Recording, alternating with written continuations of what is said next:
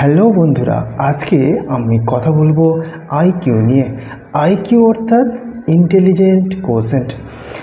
অনেক বিখ্যাত মানুষ, অনেক বিখ্যাত সায়েন্টিস্টদের আইকিউ স্কোর নিয়ে আমাদের জানার আগ্রহ এবং কৌতূহল সবসময় থাকে।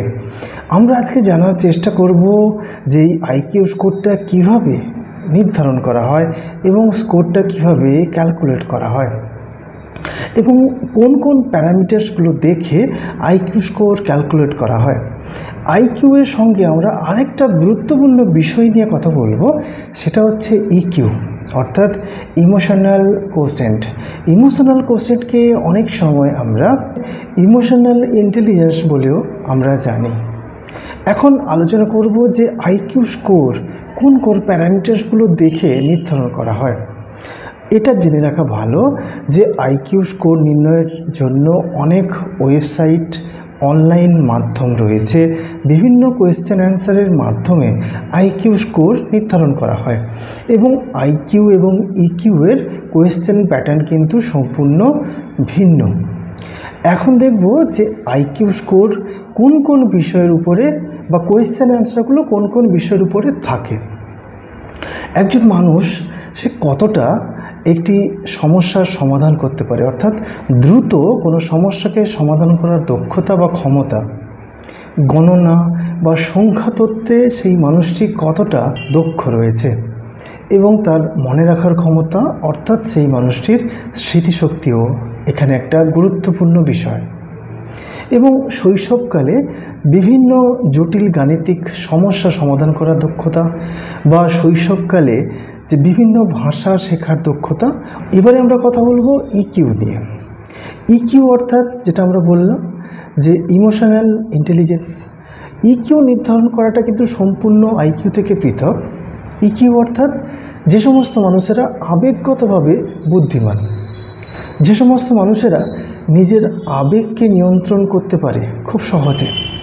আমাদের মধ্যে আবেগ আসাটা খুব স্বাভাবিক, কিন্তু যে সমস্ত মানুষেরা এই আবেগকে সহজে নিয়ন্ত্রণ করতে পারে, শুধু নিজের আবেগ নয় অন্যের আবেগকে কত সহজে বুঝতে পারে এবং অন্যকে কিভাবে মোটিভেট করতে পারে, এ সমস্ত মানুষেরা নিজেকে যেমন মোটিভেট করতে পারে অন্যকেও তারা মোটিভেট করতে পারে খুব সহজে। যে কোনো টিম ওয়ার্কে এরা দক্ষ হয়, অর্থাৎ যাদের ইকিউ স্কোর বেশি হয়। যে কোনো সমস্যাকে তারা খুব সহজে সমাধান করতে পারে, যে কোনো চাপকে খুব সহজে হ্যান্ডেল করতে পারে। এবং যাদের আইকিউ স্কোর বেশি হয় তারা মূলত বিজ্ঞান বিষয়ে বা গবেষণা বিষয়ে তারা পারদর্শী হয় বা সক্ষম হয়। এবং যাদের ইকিউ স্কোর বেশি হয় তারা মূলত নেতৃত্বদানে তারা যথেষ্ট সক্ষম হয়, যে কোনো টিম ওয়ার্কে তারা যথেষ্ট সক্ষম হয়। এরকম এক্সাম্পল আমাদের সামনে অনেক রয়েছে। যেমন আমেরিকান প্রেসিডেন্ট ছিলেন বারাক ওবামা।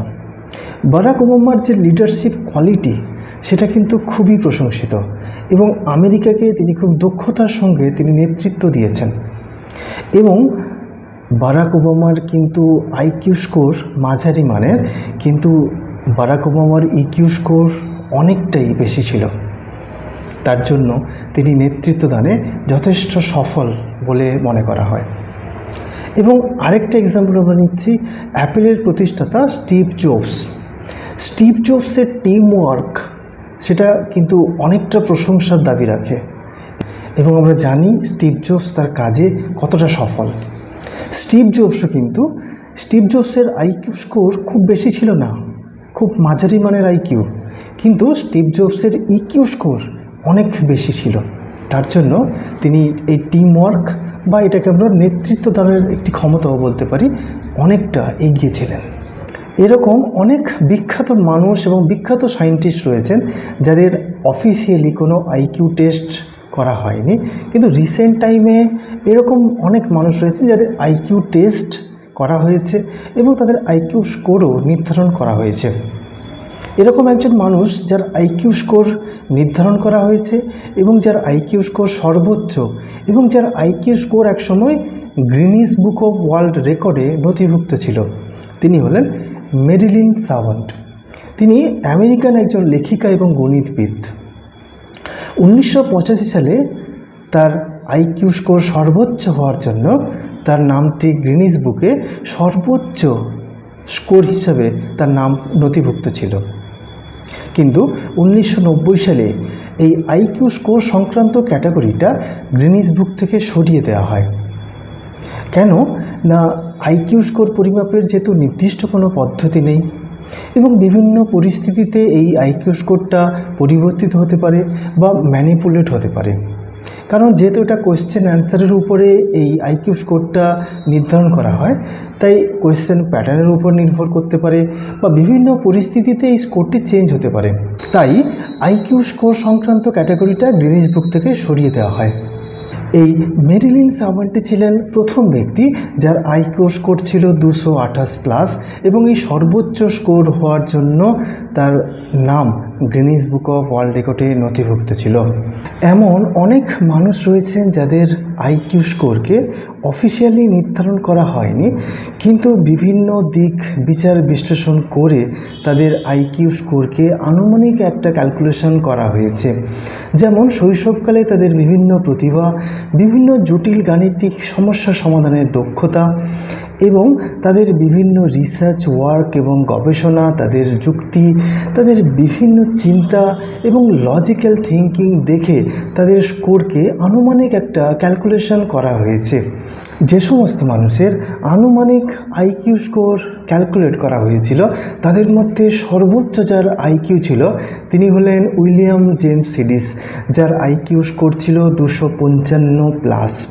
যেহেতু তিনি শৈশবকালে অনেক জটিল গাণিতিক সমস্যার সমাধান করে ফেলেছিলেন এবং মাত্র 18 মাস বয়সের মধ্যে তিনি তার মাতৃভাষাকে লিখতে এবং পড়তে শিখে ফেলেছিলেন এবং 6 থেকে 7 বছর বয়সের মধ্যে তিনি অনেকগুলো নতুন ভাষা তিনি শিখে ফেলেছিলেন।